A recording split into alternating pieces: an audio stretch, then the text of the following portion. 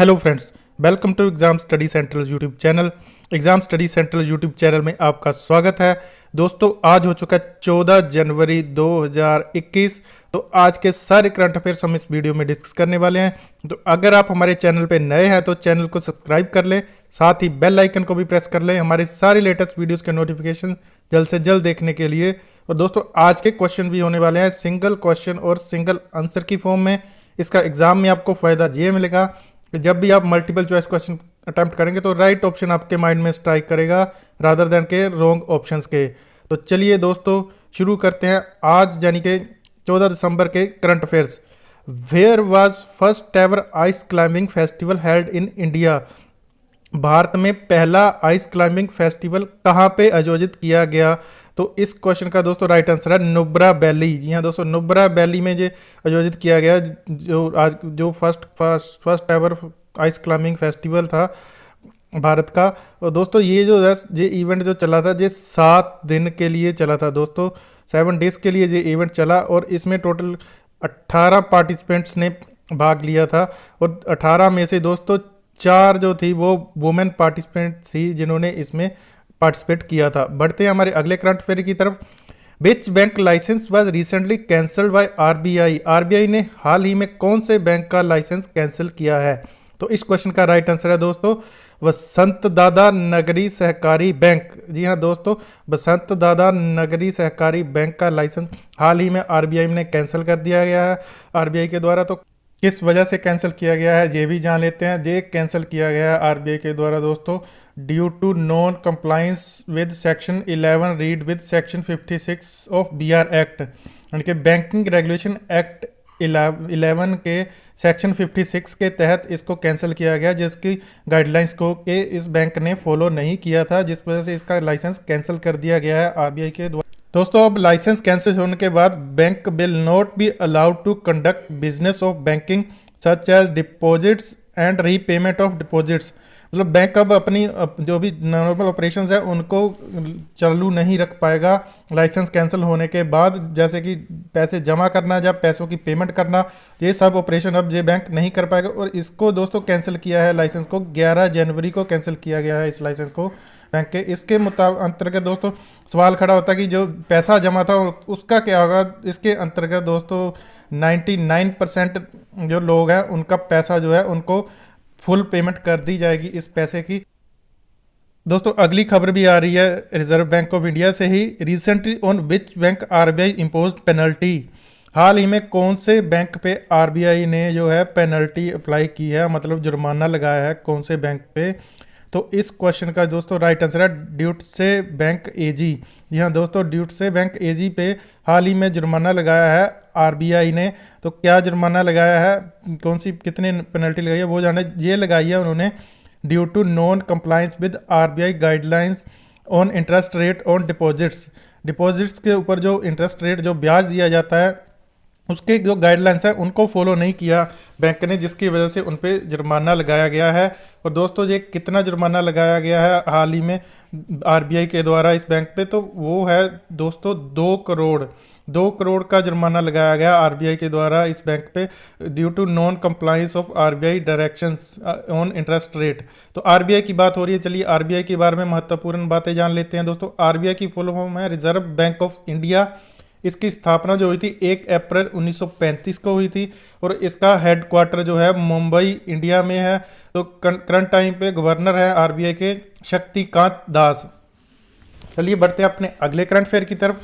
Who is the writer of the book the population myth Islam family planning and politics in India? The myth Islam family planning and politics in India book के writer का नाम क्या है? तो इसका right answer है दोस्तों एस.वाई. कुरैशी। जी हाँ दोस्तों, एस.वाई. कुरैशी जी जो है राइटर हैं इस बुक के, जिसका नाम है the population myth Islam family planning and politics in India. दोस्तों, चलिए एस.वाई. कुरैशी जी के बारे में जान लेते हैं। ये जो है farmer election commissioner of India है और इन्होंने दोस्तों बहुत सारे अच्छे अच्छे रिफॉर्म्स लाए थे। और जो बात करते हैं बुक के बारे में, ये बुक जो है ये जो मिथ है उनको एलिमिनेट करती है कि इस्लाम इज़ अगेंस्ट फैमिली प्लानिंग और मुस्लिम रेट ग्रोथ इन दोनों मिथ्स को ये बुक जो है एलिमिनेट करती है। दोस्तों होता क्या है, ये कहा जाता है कि इस्लाम के अकॉर्डिंग जो है फैमिली प्लानिंग को सही नहीं माना जाता, और मुस्लिम जो है अपनी बर्थ ग्रोथ बढ़ा रहे हैं, अपनी जो है स्ट्रेंथ बढ़ा रहे हैं इंडिया में, सो दैट के पॉलिटिकल पावर गेन कर सके। तो इस बुक के जरिए इन सारे मिथ्स को, इन भ्रमों को दूर करने की कोशिश की गई है एसवाई कुरैशी जी के द्वारा।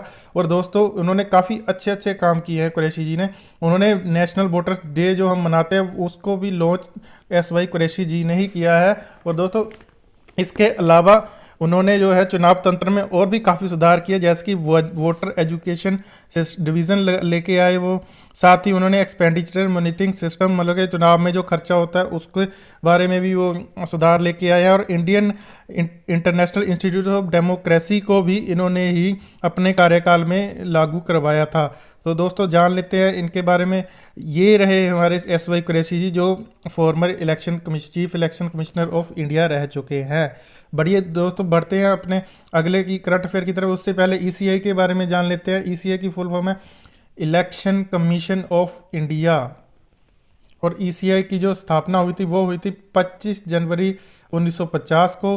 और ईसीआई का हेड क्वार्टर है वो है न्यू दिल्ली इंडिया में इसका हेड क्वार्टर है ईसीआई का। और करंट टाइम पे चीफ इलेक्शन कमिश्नर हैं ईसीआई के राजीव कुमार। जी हाँ दोस्तों, ये रहे राजीव कुमार जो करंट टाइम पे चीफ इलेक्शन कमिश्नर हैं हमारे इलेक्शन कमीशन ऑफ इंडिया के। बढ़ते हैं हमारे अगले करंट अफेयर की तरफ। Cherry blossom festival was conducted where. Cherry blossom जो फेस्टिवल था वो कहाँ पे सेलिब्रेट किया गया है? तो इस क्वेश्चन का दोस्तों राइट आंसर है वो है माओ टाउन। यहाँ दोस्तों माओ टाउन में सेलिब्रेट किया गया है। ये माओ टाउन जो है ये दोस्तों हिल टाउन है ये मणिपुर में, इस जहाँ पे इसको सेलिब्रेट किया गया है चेरी ब्लॉसम फेस्टिवल को। दोस्तों इस फेस्टिवल को इनॉग्रेट किया था सीएम एन बीरेन सिंह ने। और दोस्तों ये जो है 4th एडिशन है चेरी ब्लॉसम फेस्टिवल का, चौथी बार ये सेलिब्रेट किया गया है। 2017 में स्टार्ट हुआ था। और इस फेस्टिवल में दोस्तों चेरी ट्रीज को दिखाया जाता है फुल ऑफ फ्लावर से भरे हुए, जो कि पिक्चर रिप्रेजेंट करते हैं माओ टाउन की। दोस्तों मणिपुर की बात हो रही है, चलिए मणिपुर के बारे में डिस्कस कर लेते हैं। मणिपुर के चीफ मिनिस्टर है एन बीरेन सिंह। और दोस्तों मणिपुर के करंट गवर्नर है नजमा हेपतुल्ला। और मणिपुर की जो कैपिटल है वो इम्फाल है। और मणिपुर में टोटल डिस्ट्रिक्ट्स हैं 16। बढ़ते हैं हमारे अगले करंट अफेयर की तरफ।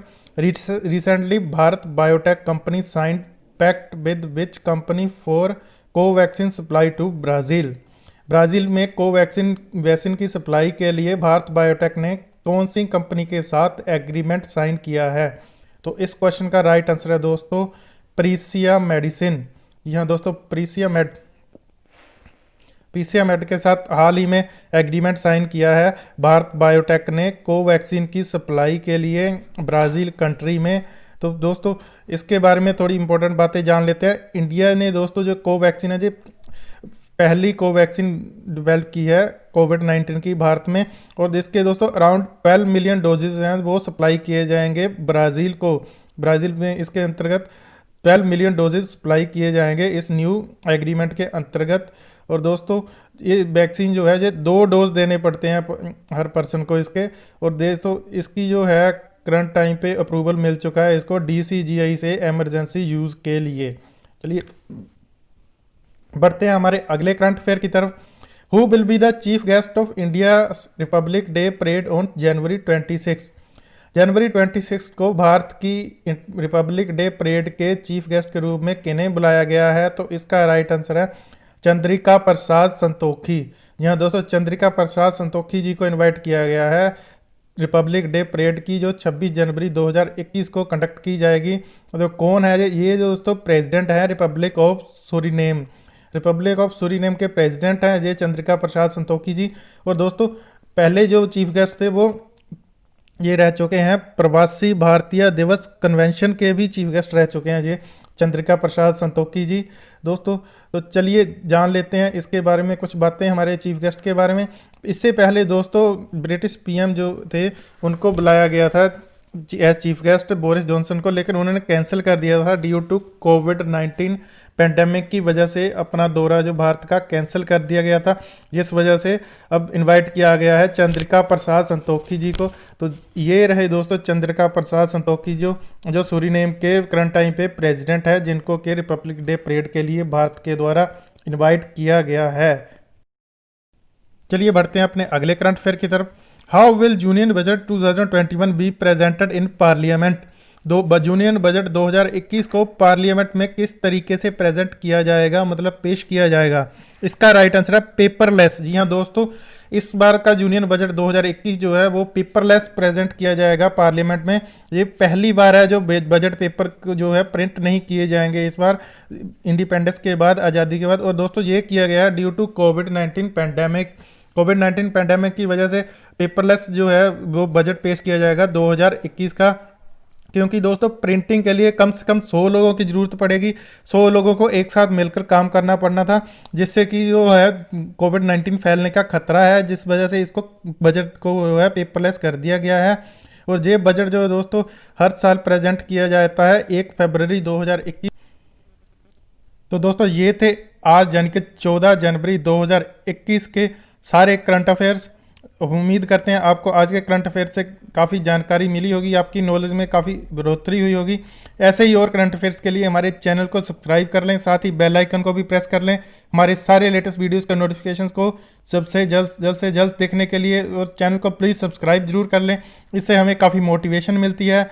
तो मिलते हैं हमारे नेक्स्ट वीडियो में कल। It's till then keep study keep learning. Thank you.